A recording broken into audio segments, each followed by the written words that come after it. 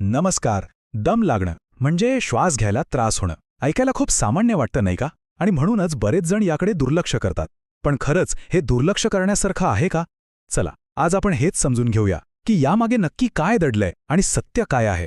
अनेकांना हा अनुभव येतोच की अरे फक्त 2 जिने चढलो आणि लगेच धाप लागली, किंवा कधीकधी रात्री झोपेतून असं श्वास अडकल्यासारखं होऊन जाग येते. या गोष्टी खूप सामान्य वाटतात, पण त्याकडे किती गांभीर्याने पाहिलं पाहिजे. बहुतेकदा आपण काय करतो, याला वाढलेलं वय किंवा वजन वाढलंय असं म्हणून सोडून देतो.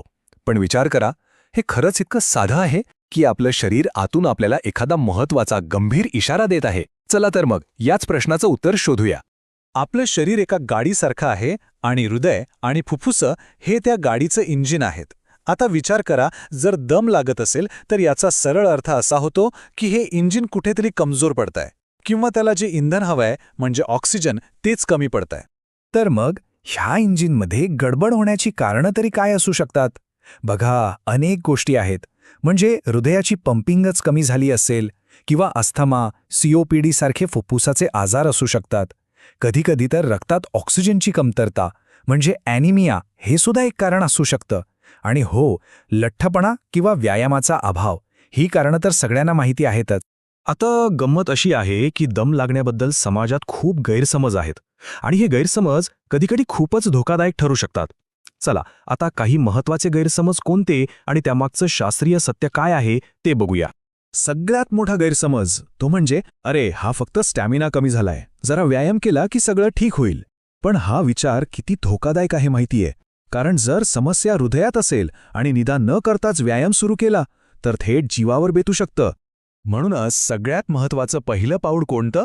तर स्वतः डॉक्टर न बनता आधी तज्ज्ञांचा सल्ला घेणं. लक्षात ठेवा, आधी निदान आणि मगच उपचार, हे खूप महत्त्वाचं आहे. आता दुसरा एक गैरसमज तो म्हणजे पाण्याबद्दल. अनेकांना वाटतं जास्त पाणी प्यायल्याने आराम मिळेल. पण थांबा, जर दम लागण्याचं कारण फुफ्फुसात किंवा हृदयात पाणी साचणं असेल, ज्याला वैद्यकीय भाषेत एडिमा म्हणतात, तर जास्त पाणी प्यायल्याने त्रास कमी होण्याऐवजी उलटा वाढू शकतो. आता मुख्य प्रश्न हा आहे की ही जी समस्या आहे ती हृदयात आहे की फुफ्फुसात, हे कसं ओळखायचं? तर यासाठी काही खास लक्षणं आहेत जे आपल्याला योग्य दिशेने विचार करायला मदत करतात. बघूया ती कोणती आहेत. इथे 2 अगदी महत्त्वाचे संकेत आहेत. एक म्हणजे दम लागण्याबरोबर जर पायावर सूज येत असेल तर शक्यता आहे की हार हृदयाचा काहीतरी संकेत आहे.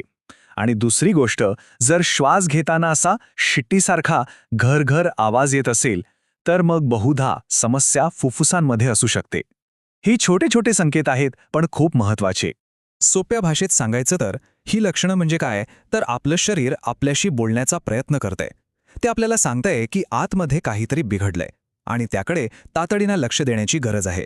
बरं, आता आपण अशा काही गोष्टींवर बोलूया ज्यामुळे तात्पुरता आराम मिळू शकतो, आणि सर्वात महत्त्वाचं म्हणजे यावर योग्य सल्ला नेमका काय आहे.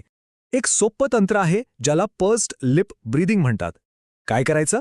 नाकाने शांतपणे श्वास आत घ्यायचा, मग जसं आपण मेणबत्ती विझवतो ना तसं ओठांचा चंबू करायचा आणि त्यातून हळूहळू श्वास बाहेर सोडायचा. यामुळे काय होतं की श्वासनलिका जास्त वेळ उघड्या राहतात आणि थोडा आराम मिळतो. पण एक गोष्ट अगदी स्पष्टपणे लक्षात ठेवली पाहिजे, हा फक्त तात्पुरता आराम मिळवण्यासाठीचा एक उपाय आहे. हा मूळ आजारावरचा इलाज नाही, बिलकुल नाही.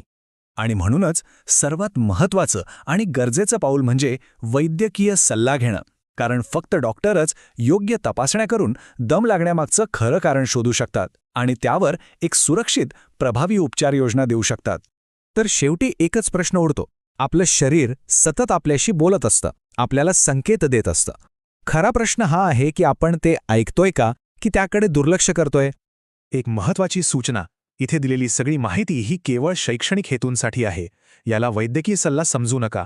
आपल्या आरोग्याबद्दल कोणताही निर्णय घेण्याआधी किंवा उपाय करण्यापूर्वी नेहमी आपल्या डॉक्टरांचा सल्ला घेणं हे बंधनकारक आहे.